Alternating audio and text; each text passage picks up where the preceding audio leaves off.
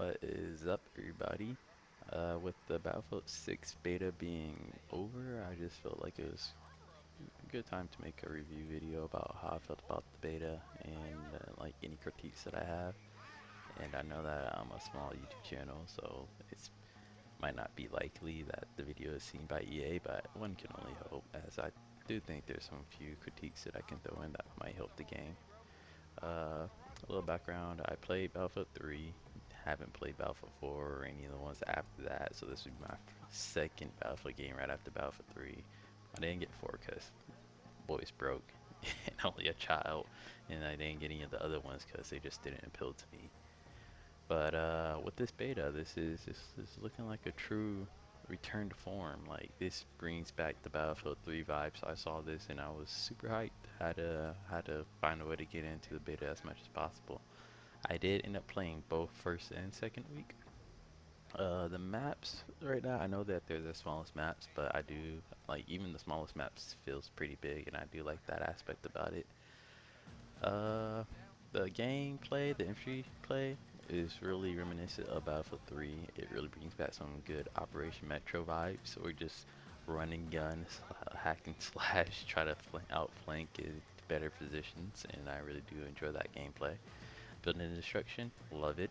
Can't wait to see the bigger maps to see if they allow for full collapse of the buildings like there was in Battlefield 3, and I guess like the big skyscraper in Battlefield 4, but hopefully Battlefield 3 where you can collapse the whole building if you break enough of the walls. That'd be great. I do know that they're going to be bringing ladders, and the beta did have an issue of a few exploiters. I won't even call it exploitation. It's like they managed to get up to the roof, definitely on Cairo.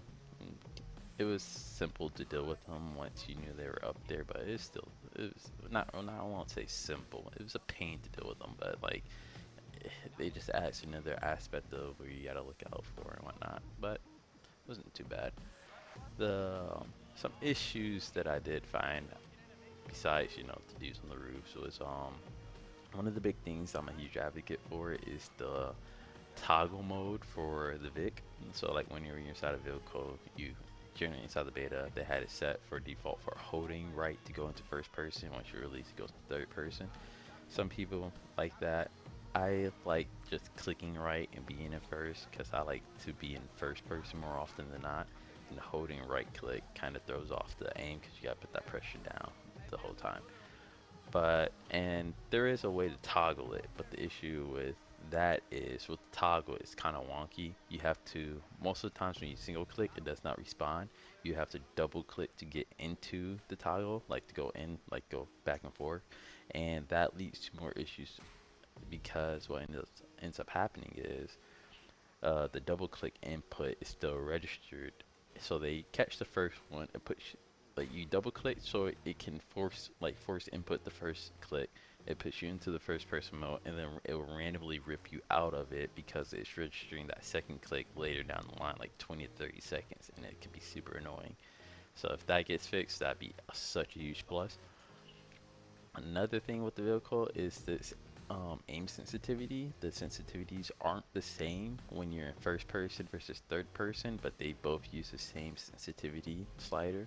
And just having that normalized between the two would be great. So it's not just so you're not just flipping around your camera in third person to get a decent speed in first person.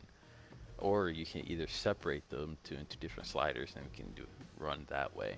Next, flowing off of the sliders and the settings is the setting menu of Django. It's an absolute a beast. It took me a good, I want to say 3 hours collectively just to set everything up that I wanted to because I just had to go deep dive and just to find everything.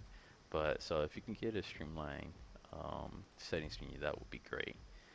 Some other issues would be like the graphics bugs. There'd be times where like half your screen goes into like this crazy, I won't say rainbow, but it's like a rainbow pattern without the colors. It's just like two colors just spazzing out all over your screen. That happened quite a bit, but I'm pretty sure that can be easy fixed down the line.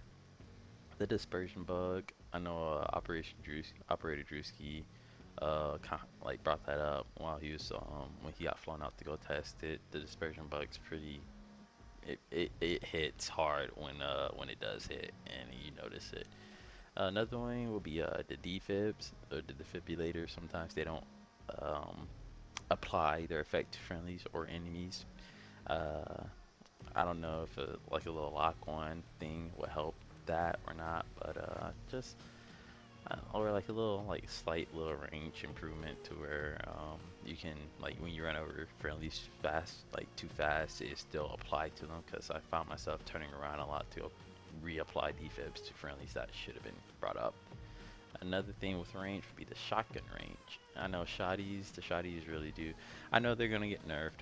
I'm okay with the one tap potential super close up, but it's like I was getting hit by shotguns out to like 40 to 50 meters, which I kind of felt was kind of ridiculous. Uh, Balancing wise, also I think the slow firing LMG, the second LMG you get, I think it needs a damage buff from 25 up to 30, and that will put it inside a good spot. Uh, from the setups that I've seen and from the setup I tried, it seems like it's supposed to be a headshot LMG, but more oftentimes than not, the game's so fast paced that you're rarely gonna get a headshot, like multiple like succession headshots with that thing, with how slow it fires. So either up the RPMs or up the damage to 30. I think they'd be inside a good spot. And then the last thing I want to hit on is the M4A1. Whole it makes SMGs obsolete. Like if you're running an SMG instead of M4A1, something is significantly wrong since that thing has 25 damage and high rate of pretty much the highest rate of fire inside the game. I think it is the highest rate of fire in the game. You can keep it so much lead down range.